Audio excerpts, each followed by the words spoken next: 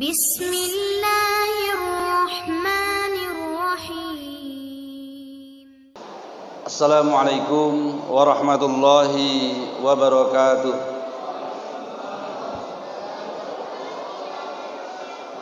Assalamualaikum warahmatullahi wabarakatuh.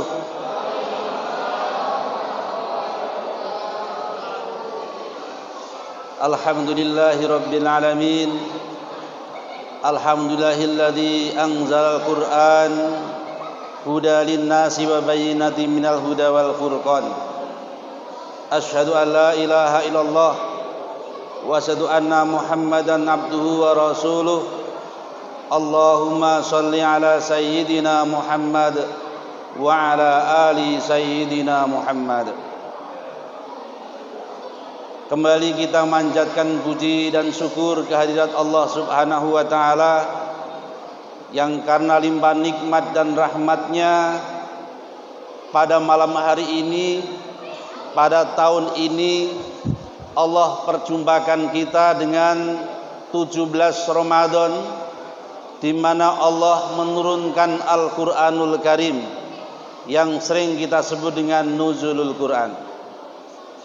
Tentu kita berharap mudah-mudahan dengan memperingati Nuzulul Quran, kita selaku umat baginda Nabi besar Muhammad sallallahu alaihi wasallam kiranya dapat meneladani beliau sehingga kita bisa membaca Al-Quran, rela memahaminya, tulus mentadaburinya, dan ikhlas mendakwahkannya.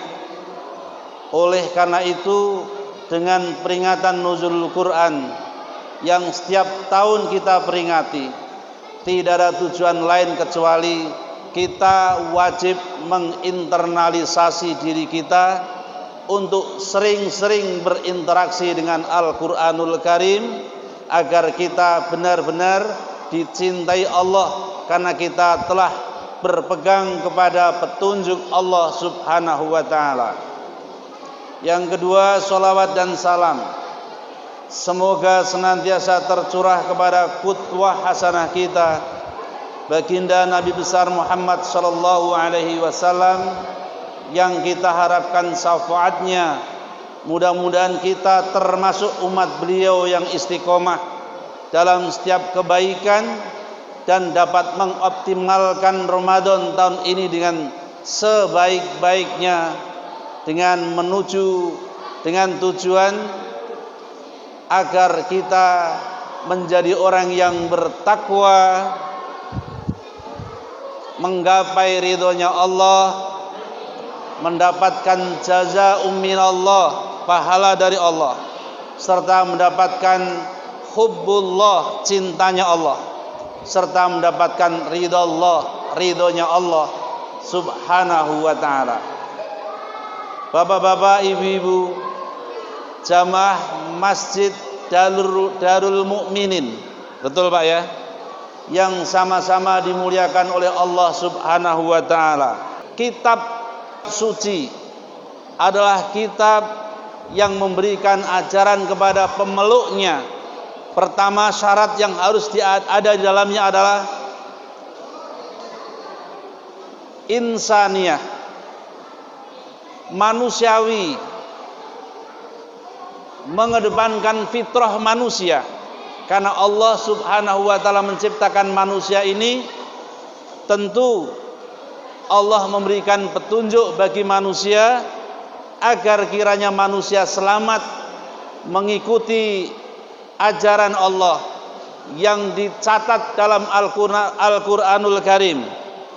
Tentunya ini adalah pertama, ajarannya ketika mengajarkan puasa misalnya, di sana ada berbuka, ada juga sahur. Ada orang yang berpuasa tidak pakai berbuka, tidak ada sahur. Ini berarti tidak manusiawi. Kitab dianggap suci ketika dia mengajarkan kepada manusia aturan pernikahan. Misalnya agama mengajarkan kepada manusia bukan pergaulan bebas, tapi pernikahan yang sah. Ketika kitab itu dikatakan suci, juga di dalamnya ajaran bagaimana menikah yang terbaik. Kalau ada kitab yang mengajarkan tidak boleh menikah, maka barangkali mungkin para ustadz, orang yang paling dulu mengundurkan diri, cuti dini, karena tidak ada nikah. Bagaimana ada nikah saja? Seorang muslim itu dalam ajaran Al-Quranul Karim diperbolehkan 2, 3, atau 4. Namun kalau tidak mampu berbuat adil, cukup 1. Artinya ajaran menikah diajarkan dalam Al-Quranul Karim sebagai bentuk kesucian Al-Quran. Bahkan Al-Quranul Karim adalah merupakan mukjizat Muhammad Rasulullah Sallallahu Alaihi Wasallam. Mana bukti-bukti mukjizat Nabi? Pertama, makhluknya Allah yang mendapatkan amanah menyampaikan Al-Quranul Karim ini turun berangsur-angsur, namanya Jibril alaihissalam. Dia menjadi malaikat yang paling mulia di antara malaikat-malaikat yang lain. Olehnya Jibril alaihissalam disebut penghulu para malaikat. Kemudian malam hari turunnya Al-Quran, Allah muliakan. Di situ Allah sebutkan lebih mulia dari 1000 bulan. Ini membuktikan bahwa Al-Quranul Karim ketika turun di malam hari, malam itu disebut dengan Lailatul Qadar, malam yang penuh dengan keistimewaan, malam yang mulia. Bahkan bulan di mana Quran itu turun menjadi penghulu bulan-bulan yang ada dalam 12 bulan yang ada, yakni bulan suci Ramadan. Bulan Ramadan termasuk bulan yang mulia. Ketika turun di sebuah negeri, Makkatul Mukarramah, maka Makkah juga menjadi negeri yang mulia yang diberkahi karena tempat di mana Quran diturunkan. Bahkan orang yang menerima Muhammad Rasulullah Sallallahu Alaihi Wasallam menjadi makhluk yang paling mulia. Bahkan Allah Subhanahu Wa Taala memuji, la'alla hulukin adim, sesungguhnya engkau Muhammad orang yang terpuji dan berakhlak mulia. Mengapa? Karena beliau adalah orang yang diangkat oleh Allah menjadi utusannya. Kemudian dia mendapatkan Al-Quranul Karim yang masuk dalam qalbunya, dalam fuadnya, dalam hatinya. Maka wajar ketika Nabi Muhammad SAW menjadi penghulu para nabi. Demikian juga manakala kita ingin mulia Bapak dan Ibu dalam hidup dan kehidupan ini, tidak ada sebuah kiat yang lebih utama kecuali kita harus interaksi dengan Quran dengan baik. Manakala kita ingin dimuliakan Allah di surganya kelak, tidak ada pilihan lain kecuali kita juga harus mewariskan Al-Quran buat keturunan kita. Putra putri kita didik dengan pendidikan Al-Quranul Karim. Mengapa? Allah Subhanahu Wa Ta'ala lewat lisan baginda Rasulullah Sallallahu Alaihi Wasallam bersabda, Rasulullah, sesungguhnya Allah punya keluarga. Para sahabat bertanya, ya Rasulullah, siapakah keluarga Allah? Rasulullah menjelaskan, keluarga Allah adalah Ahlul Quran, orang yang di dalam hatinya bersemayam Quranul Karim, dalam ucapannya Al-Quranul Karim, dalam retensi otaknya Al-Quranul Karim, dalam perilaku ucap dan perbuatannya menunjukkan peran Al-Quranul Karim. Hadirin jamaah peringatan Nuzulul Quran yang dirahmati Allah Subhanahu wa taala. Dalam Al-Quranul Karim Allah sebutkan begini, wa idza quri'al Quran, dan manakala dibacakan Quran kepada kalian, fastami'u lahu, maka dengarkanlah ia, wa angsitu, dan perhatikan isi Al-Quran, la'allakum turhamun, agar kamu menjadi orang yang mendapatkan rahmat dari Allah Subhanahu wa taala. Jadi kalau Al-Qur'anul Karim sedang dibacakan seperti adik-adik tadi, wajib kita, karena perintah Al-Qur'an, mendengarkan dengan baik, kemudian mentadaburinya, menghayati pesan-pesannya dengan baik, syukur, punya tekad dan azam untuk bisa mengamalkannya, mendakwahkannya, dan mensosialisasikan kepada setiap orang yang ada di sekitar kita. Olehnya, ketika Al-Quranul Karim itu menjadi way of life setiap kita, pandangan hidup semua kita seluruhnya, menjadi pegangan hidup kita seluruhnya, maka wajar kita termasuk orang yang bertakwa. Mengapa? Karena Allah Subhanahu wa taala menjelaskan, Syahrul Ramadan alladzi unzila fihil Quran. Bulan Ramadan adalah bulan diturunkan kitab suci Al-Quran. Untuk apa Allah turunkan Al-Quran? Hudalin nas, sebagai petunjuk bagi manusia, wal furqan, dan berikan penjelasan yang mampu membedakan antara yang hak dan yang batil, sehingga Al-Quran bisa memberikan bimbingan, Al-Quran bisa memberikan petunjuk, Al-Quran bisa memberikan rasa nyaman dan aman. Ibarat kita berjalan di jalan raya, ketika ada lampu hijau, maka bolehlah kita berjalan, bahkan dengan kencang pun diizinkan. Tapi ketika ada lampu kuning, maka kita wajib berhati-hati, pelan-pelan. Manakala ada lampu merah, maka mutlak kita wajib berhenti. Begitulah Al-Quranul Karim. Manakala kita menjadikan Quran ini menjadi petunjuk, maka ketika Quran itu memberikan lampu hijau, maka amalkan semua perintah yang berkenaan dengan lampu hijau. Misalkan perintah sholat, perintah zakat, perintah bersilaturahim, perintah menunaikan ibadah haji, perintah berzakat. Ini lampu hijau nih, silakan jalan, silakan kerjakan. Ketika ada lampu kuning, berhati-hati, artinya berbahaya. Manakala kita terobos dengan semau gue.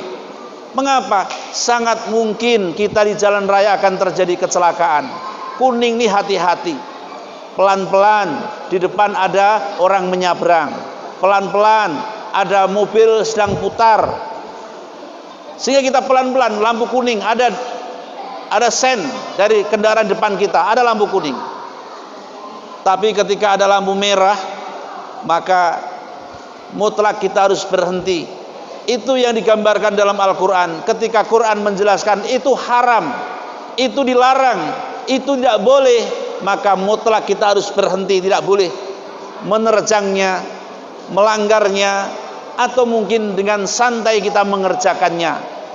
Perbuatan yang dilarang Quran, terus kemudian kita melanggar dengan mengerjakan larangan itu. Naudzubillahi min dzalik. Bapak dan Ibu jamaah peringatan Nuzulul Quran, Masjid Darul Mukminin yang dirahmati Allah Subhanahu wa taala, sebuah kisah yang barangkali bisa menjadi pelajaran berharga bagi kita.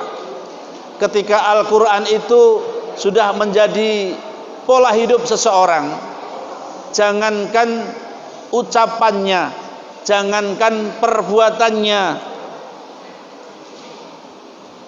apa yang terbersit dalam benak dan hatinya, semuanya termanage dengan baik.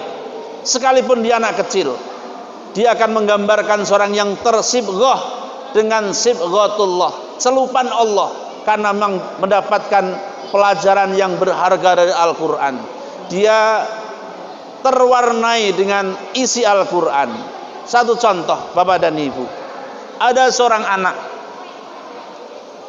ketika disuruh maju pentas ke sebuah panggung pentas seni, teman-teman yang lain tampil dengan puisi yang menarik, kemudian ada yang menampilkan dengan karate dan silat, ada yang menampilkan nyanyian yang merdu, ada yang menampilkan berbagai kemampuan yang hebat-hebat. Ada seorang lelaki kecil bernama Ihsan datang ke depan, lalu dia mengatakan kepada bu guru, "Bu guru, izinkan saya di atas ini mengaji saja, menghafalkan sesuatu yang sudah saya hafal dari Pak Guru saya. Biar nanti Pak Guru saya mengoreksinya, lalu Pak Guru saya membenarkan ketika ada yang salah." Lalu setelah yang lain tampil berbagai macam penampilan yang hebat-hebat, seorang anak ini kemudian setelah membaca ta'awudz, a'udzubillahi minasyaitonirrajim, bismillahirrahmanirrahim, dia membaca surat Amma yatasaalun anin naba'il adzim alladzi hum fihi mukhtalifun kalla saya'lamun thumma kalla saya'lamun alam naj'alil arda mihada wal jibala autada, sampai akhir ayat, sampai akhir surat dia baca dengan bagus. Setelah itu dia puas dengan bacaannya, lalu dia turun dari mimbar. Kemudian ditanya oleh seorang guru, "Wahai nak, apa yang ada dalam benak dan hatimu, dalam pikiran dan hatimu? Yang lain menampilkan kemampuan yang hebat dan bagus-bagus, tapi kamu kok cukup dengan membawa mengaji saja seperti itu?" "Saya ingin," dia bilang, "menunjukkan kepada seluruh yang hadir, termasuk ayah saya yang ada paling belakang itu, bahwa aku juga belajar Al-Quranul Karim. Aku serius ingin jadi seorang hafidhah. Kalau seorang perempuan, aku ingin menjadi seorang hafidin, penghafal Quran. Aku punya cita-cita agar di akhirat nanti saya punya kesempatan untuk menyematkan mahkota kemuliaan buat ayah dan bundaku. Aku ingin ayahku mulia di hadapan Allah di surga nanti." Subhanallah. Kemudian apa yang terjadi, Bapak dan Ibu? Ayahnya yang tadinya malu-malu datang ke dalam pertemuan, bahkan dia sempat diskusi dengan istrinya, "Kamu saja yang berangkat, kamu saja yang berangkat." "Tidak, pokoknya yang dapat undangan adalah engkau, Mas. Kamu yang harus hadir, Mas." Akhirnya dengan berat hati bapak itu berangkat duduk paling belakang. Tapi ketika mendengar kajian anak yang disampaikan dengan lantunan yang menyentuh, lagu yang cukup merdu, kemudian hafalan yang sangat fasih, apa yang terjadi? Ayahnya itu kemudian maju ke depan, dia peluk anaknya. "Wahai anakku, aku tidak pernah mengira bahwa kamu pintar Al-Quran, nak. Aku tidak pernah berpikir mengajarkan ngaji kepadamu, nak. Aku sengaja sekolahkan kamu di sekolah yang mahal, agar kamu bisa bahasa Inggris, agar kamu bisa komputer, agar kamu bisa matematika. Aku tidak pernah berpikir tentang keselamatanku di akhirat nanti, sehingga aku tidak pernah mengajarkan kamu mengaji. Tapi ternyata kamu, nak, menjadi anakku yang soleh, masuk ke sekolah. Kamu sempatkan bisa belajar ngaji dengan ustadzmu. Kamu sempatkan menghafal Quran dengan fasih dan bagus. Ayah bangga, nak, ayah bangga, nak." Subhanallah. Luar biasa, Bapak dan Ibu. Saya ingin berpesan kepada setiap kita, kalau kita ingin mulia, maka tidak ada pilihan lain kecuali kita sebagai ayah dan ibu dari anak-anak kita mengajarkan putra-putri kita dengan pelajaran yang ada muatan agama yang cukup bagus. Mengapa? Kalau kita sekolahkan yang mahal, Bapak dan Ibu, memang pintar dia bahasa Inggris dan matematika, tapi belum tentu ketika kita meninggal dia bisa baca Yasin buat kita, belum tentu dia bisa baca Fatihah untuk kita. Tapi manakala kita tulus ikhlas menyerahkan kepada sebuah lembaga pendidikan yang di sana diajarkan agama, diajarkan ngaji, diajarkan sholat, sangat mungkin Bapak dan Ibu, apa yang disinyalir oleh Imam Ghazali dalam sebuah penjelasannya, dalam menerangkan sebuah tafsir, wal yahsal ladzina law taraku min khalfihim dzurriyyatan di'afan khafu alaihim. Takutlah kamu wahai segenap orang-orang tua yang punya keturunan di belakangmu dengan keturunan yang lemah. Mengapa kita harus takut? Khafu alaihim, karena sangat berbahaya bagi mereka, berbahaya bagi anak-anak, berbahaya bagi kedua orang tuanya. Mengapa berbahaya? Ya, karena mentalnya pastinya bukan mental yang islami. Dia bisa marah kepada orang, dia bisa marah orang, kemudian merampok, bisa mencuri, bisa mencopet, bisa menipu, bisa berdusta, bahkan kepada ayah dan bundanya. Tapi ketika dia diajarkan ajaran Al-Quranul Karim, diajarkan dengan ajaran yang islami, insya Allah sangat mungkin, bahkan kita berharap, manakala ayah dan bunda ibadah yang dia kerjakan, sholatnya mungkin ada cacatnya, puasanya mungkin kurang sempurna, infak sodakohnya mungkin karena riya, mungkin saja kita tidak diperhitungkan Allah, yang kemudian pada akhirnya Allah putuskan orang tua ini tempatnya di neraka. Maka dia masih punya harapan, karena ketika di dunia dia mengajarkan kebaikan dan Islam kepada putra putrinya, yang kemudian putra putrinya itu bisa menjadi kunci serep, bisa menjadi kunci pengganti kunci asli. Jadi ketika kunci asli itu gagal membuka pintu, maka kunci serep harapannya bisa membantunya. Kunci asli amalan kita adalah amalan-amalan ibadah kita manakala gagal di hadapan Allah. Karena mungkin kita ibadah karena sibuk, kita jarang sempurna sholat kita tepat waktu, kita ngantuk, kita tidak bisa bangun tepat waktu ketika subuh, sehingga berlarut-larut sampai jam 8 misalnya. Sangat mungkin ibadah yang semacam itu ibadah kita cacat. Tapi ketika kita punya putra putri yang soleh dan solihah, digambarkan oleh Imam Ghazali dalam sebuah kitab itu disebutkan, nanti di akhirat Bapak dan Ibu ada ahli surga yang diperintah masuk surga oleh malaikatul muqarrabin, namun dia menolak. Udkhulu ilal jannah, masuklah kamu sekalian ke dalam surga. Dia menjawab, la urid ya malaikatul muqarrabin, li anni nadartu walidaini finnar. Aku enggak mau masuk surga karena ayah dan ibuku ada dalam neraka. Masukkan saya ke dalam neraka bersama ayah dan ibuku. Ayahku pergi pagi pulang malam mencari rezeki. Ibuku menyusui aku dari setetes demi setetes untuk mengasuh dan membesarkanku. Namun hari ini mereka berdua ada dalam neraka. Lemparkan saja saya dalam neraka bersama ayah dan ibuku. Ketika Allah Subhanahu wa ta'ala mendapatkan laporan dari malaikatul muqarrabin, penjaga pintu surga, apa yang dikatakan Allah dalam hadis qudsi?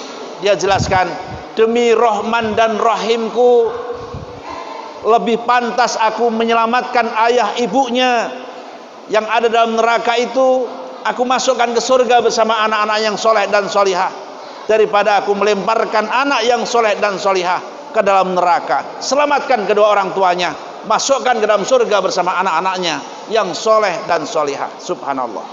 Bapak dan Ibu, ini memberikan sebuah pelajaran yang berharga bagi kita.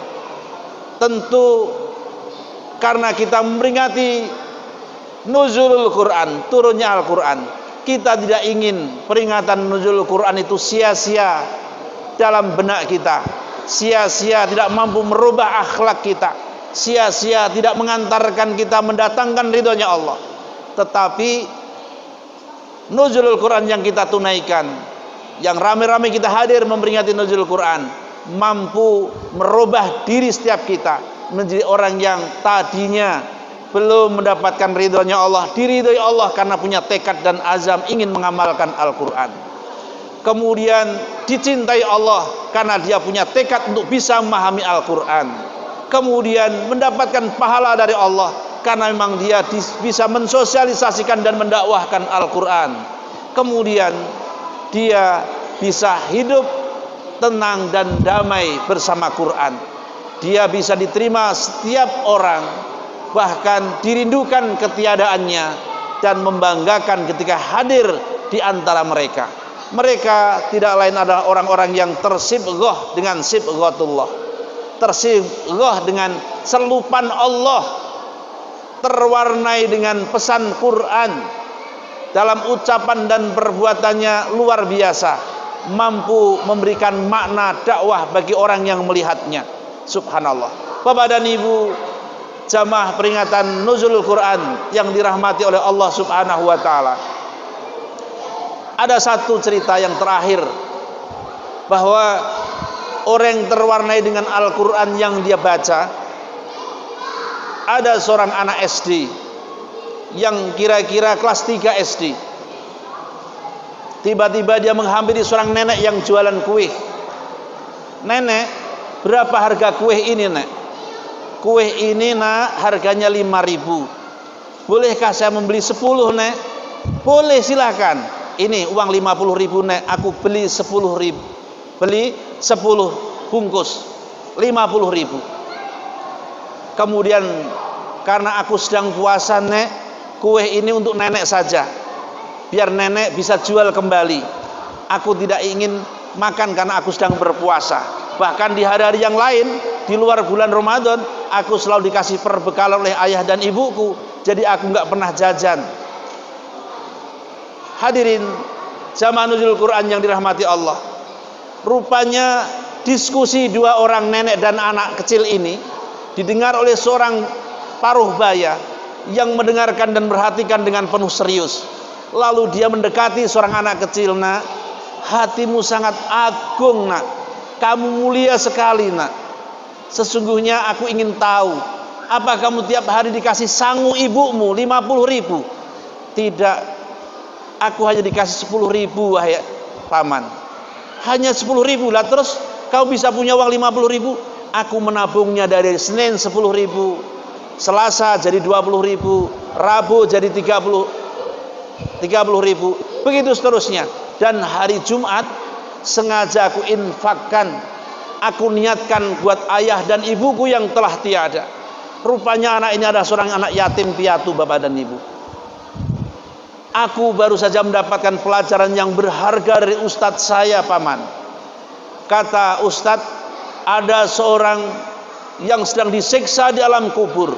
Dia diselamatkan oleh Allah dari siksanya gara-gara anaknya berinfak dengan sepotong roti yang dia niatkan buat ibunya yang telah tiada. Saya ingin ayah ibuku selamat, ayah ibuku dilindungi Allah di alam kubur. Saya ingin apa yang aku kerjakan ini mendapatkan ridhonya Allah. Paman yang sudah paruh baya tadi itu tersentuh hatinya, seakan-akan sedang didakwai oleh pendakwah kondang, padahal seorang anak SD. Lalu seorang itu kemudian tersadar, lalu dia mengambil uang 50.000 yang ada di dalam sakunya. Nak, ini gantinya, Nak, untuk kamu, Nak, uang 50.000 ini. Maaf paman, saya kan masih anak-anak, saya tidak butuh uang. Yang membutuhkan uang adalah paman, punya istri, punya anak. Biarkan itu untuk om saja, untuk paman saja. Kemudian dia lari meninggalkan paman itu. Uang itu masih tetap dipegangnya. Padahal dengan tulus ikhlas, paman tadi ingin sodakoh kepada anak, mengganti uang punya dia. Tapi ternyata anak itu menolak dengan santun. Apa yang terjadi Bapak dan Ibu? Ketika laki-laki ini pulang melewati sebuah apotek, ada seorang nenek yang baru saja menerima uang dari seorang anak kecil tadi. Kemudian paman mendekatinya. Setelah mengamatinya, ternyata nenek tadi sedang membeli obat. Karena dia sedang membeli obat, menunggu sang apoteker melayaninya. Ketika sang apoteker selesai, dia dekati apoteker itu.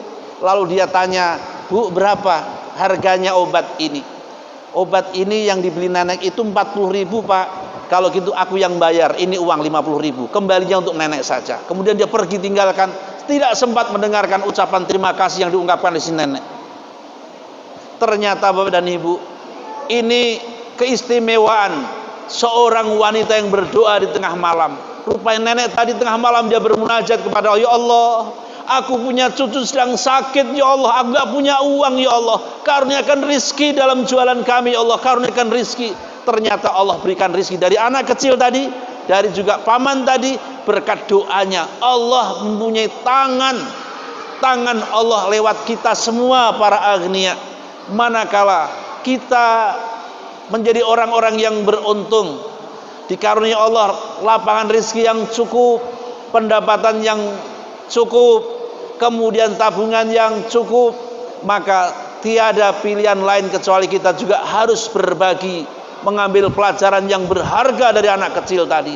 Anak kecil bisa punya sibghatullah, celupan Allah. Kita orang yang ingin mengharapkan Ramadan ini penuh dengan keberkahan, tentu saja di akhir Ramadan ini jauh lebih afdal ketika kita juga bisa meneladani apa yang pernah dicontohkan baginda Rasulullah Sallallahu Alaihi Wasallam. Bapak dan Ibu, bentuk kasih sayang dan cinta Allah adalah kita dipertemukan dengan bulan Ramadan tahun ini. Betapa banyak saudara kita yang sudah dipanggil Allah 2 hari sebelum hari ini, ada 3 hari sebelum hari ini, 1 minggu sebelum hari ini, 1 tahun sebelum hari ini. Mungkin saja karena corona mereka diwafatkan Allah. Lalu mengapa kita dikaruniakan Allah sehat? Karena Allah ingin melihat kita selamat di akhirat nanti. Karena Allah ingin dosa yang kita lakukan itu bisa terhapus dengan istighfar sepanjang Ramadan tahun ini. Bisa sholat kita mengubah diri kita, mampu meninggalkan perbuatan yang mungkar. Kemudian Ramadan tahun ini adalah bentuk cinta dan kasih sayang Allah agar kita bisa lebih sempurna ibadah kita dibandingkan tahun-tahun yang lalu, agar puasa kita jauh lebih sempurna dibandingkan hari-hari yang lalu. Maka Allah berikan kesempatan kita berjumpa dengan Ramadan tahun ini. Olehnya Allah ketika memberikan kita kesehatan, tidak ada hal yang jauh lebih utama kecuali mengoptimalkan kesehatan kita dengan perbuatan yang menghadirkan ridhonya Allah dan cintanya Allah. Jangan justru mengerjakan sesuatu yang memancing kemurkaan Allah. Misalkan berdusta dalam puasa Ramadan. Kata sebagian ulama mengatakan, laisa siyam minas sarabi wat ta'ami wahdah. Bukanlah puasa ketika kamu mampu menahan lapar dan dahaga dari makan dan minum semata. Walakinnahu minal kadhibi walagwi.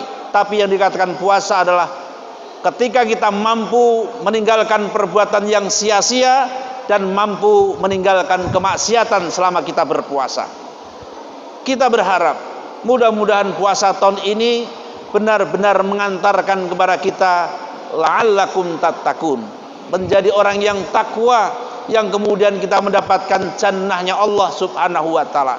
Oleh karena itu seruan Allah Bapak dan Ibu, wasari'u ila magfiratin mir rabbikum wa jannah, bersegeralah kamu menuju kepada ampunan Allah dan surga Allah. Arduhas samawati wal ard, seluas langit dan seluas bumi. Untuk apa Allah siapkan surga seluas langit dan bumi? Uiddat lil muttaqin, disiapkan bagi orang-orang yang bertakwa. Siapa orang yang bertakwa? Pertama, alladzina yunfikuna fis sarra'i wad dharra. Yang kedua, wal kadhiminal ghaidha. Yang ketiga, wal 'afina 'anil nas. Yang keempat, wallahu yuhibbul muhsinin. Pertama, orang yang bertakwa adalah orang yang mampu mengeluarkan sebagian rizki di jalan Allah, baik dalam keadaan lapang maupun dalam keadaan sempit. Dia memiliki kecerdasan finansial. Yang kedua, wal kadhiminal ghaidh, mampu mengendalikan emosinya ketika marah kepada siapapun. Itu artinya punya kecerdasan emosi. Yang ketiga, wal 'afina 'anil nas, memaafkan kepada segenap manusia. Artinya manakala orang itu berbuat salah, mudahkan untuk maafkan dia. Kalau kita berbuat salah, cepat-cepatlah minta maaf karenanya. Mengapa? Karena dengan maafkan itu kita mendapatkan syarat, kriteria mendapatkan ampunan Allah dan surga Allah. Wal 'afina 'anil nas, memaafkan kepada manusia, punya kecerdasan sosial. Dan yang terakhir Bapak dan Ibu, wallahu yuhibbul muhsinin, dan Allah mencintai orang-orang yang selalu berbuat kebaikan. Artinya kebaikan yang dikerjakan berangkat dari hati. Hati karena ada niat, niat karena kemudian tekad, kemudian dia bisa mengamalkan kebaikan itu. Artinya punya kecerdasan spiritual.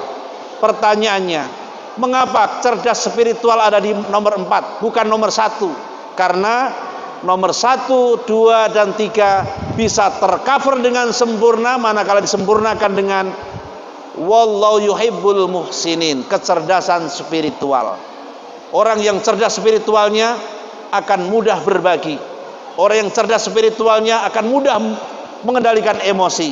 Orang yang cerdas spiritualnya akan mudah memaafkan orang lain dan pada akhirnya mendapatkan cintanya Allah dan surga Allah serta ampunan Allah, karena termasuk orang yang sari'u ila magfiratim min rabbikum wa jannah, bersegera menuju kepada ampunan dan surga Allah. Arduas samawati wal ard, seluas langit dan bumi, uiddat lil muttaqin, yang disiapkan untuk orang-orang yang bertakwa. Orang yang bertakwa ini kan termasuk tujuan berpuasa. Kutiba alaikumusiyam, diwajibkan kamu berpuasa. Kama kutiba alal ladzina min qablikum, sebagaimana diwajibkan orang-orang sebelum kamu juga berpuasa. Untuk apa? Kutiba alaikumusiyam kama kutiba alal ladzina min qablikum. Ternyata tujuan akhir adalah la'allakum tattaqun, agar kamu menjadi orang yang bertakwa. Kita berdoa kepada Allah, mudah-mudahan rangkaian ibadah sepanjang Ramadan yang kita tunaikan mampu mengantarkan ketakwaan dan mampu menghadirkan cintanya Allah dan pada akhirnya ridhonya Allah, dan kita dipertemukan Rasulullah di surganya nanti dengan ridho Allah subhanahu wa ta'ala. Amin. Subhanakallahumma bihamdik, asyhadu an la ilaha illa anta, astaghfiruka wa atubu ilaik. Assalamualaikum warahmatullahi wabarakatuh.